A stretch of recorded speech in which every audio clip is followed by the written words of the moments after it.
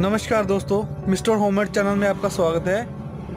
मैं हूं राकेश कुमार। दोस्तों, आज हम आपको बताएंगे अगर आप अपने घर में एलसीडी टीवी दीवार पे हैंग करना चाहते हो तो आप कैसे करोगे।